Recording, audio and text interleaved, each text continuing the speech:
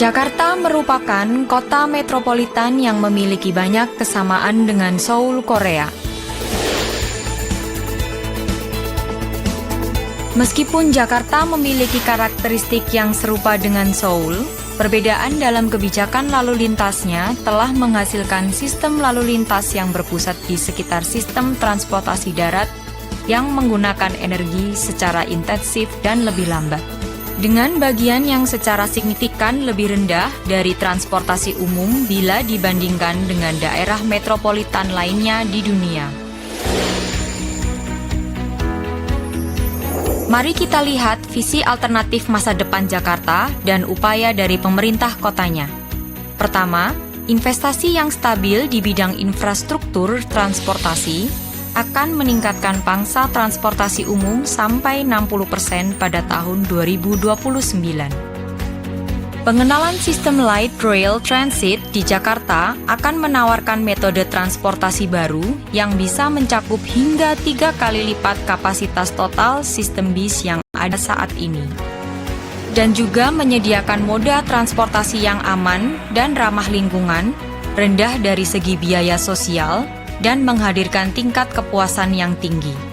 Seoul, kota yang mirip dengan Jakarta, telah berinvestasi secara agresif pada sistem kereta bawah tanah metropolitan sejak tahun 1974 dan berhasil mengembangkan infrastruktur transportasi yang mampu mengatasi kemacetan transportasi. Sistem kereta bawah tanah metropolitan Seoul mengangkut lebih dari 2,5 miliar pengguna setiap tahunnya, baik secara terpisah maupun secara bersama-sama dengan sistem transportasi lainnya.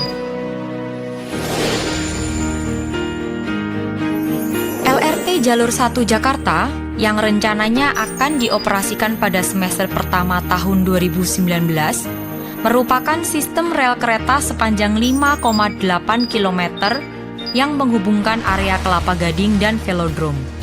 Jalur kereta ini dibangun dengan teknologi mutakhir Korea untuk menjamin keselamatan penumpang dan efisiensinya melalui kerjasama dengan berbagai perusahaan Indonesia. Terdapat rencana lanjutan untuk membangun jalur melingkar yang menghubungkan Velodrome dan Tanah Abang pada tahun 2022, serta Tanah Abang dan Kelapa Gading pada tahun 2023. Jalur melingkar merupakan metode tunggal dan paling optimal untuk mendistribusikan pengguna transportasi di beberapa area di pusat kota dan digunakan oleh sebagian besar kota utama di seluruh dunia, termasuk Seoul.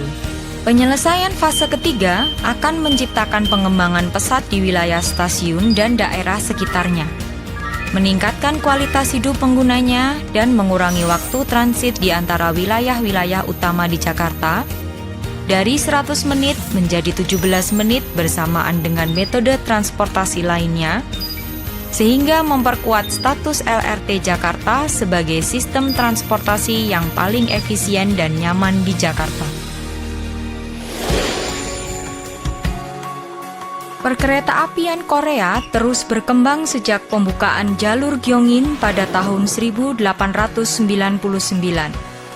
Khususnya, Korea memperoleh predikat teknologi kereta api kelas dunia melalui pembukaan Gyeongbu High Speed Rail pada tahun 2004. Dan dengan 21 jalur metro dengan total lebih dari 1.100 km, Korea telah membuktikan konstruksi, operasi, dan pemeliharaan di jalur kereta api perkotaan. Saat ini, kami memiliki teknologi kami sendiri di semua bidang teknik kereta api, termasuk trek dan pensinyalan.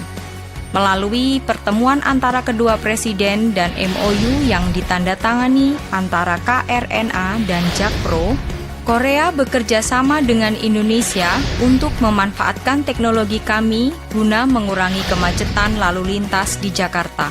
Teknologi LTER yang dikembangkan oleh Korea akan diterapkan dalam proyek LRT Jakarta, dan Indonesia segera akan memiliki teknologi rel independennya sendiri. Korea akan bekerja sama secara erat dengan Indonesia dengan memberikan pemindahan dan bantuan teknologi sehingga Korea dan Indonesia dapat menjadi mitra dalam berbagai proyek perkeretaapian di negara-negara ketiga. Melalui kerjasama yang erat dan berkelanjutan dengan Korea, Jakarta LRT akan menjadi Jakarta yang baru, kota yang lebih sehat, lebih hidup, lebih ramah lingkungan, dan lebih bahagia.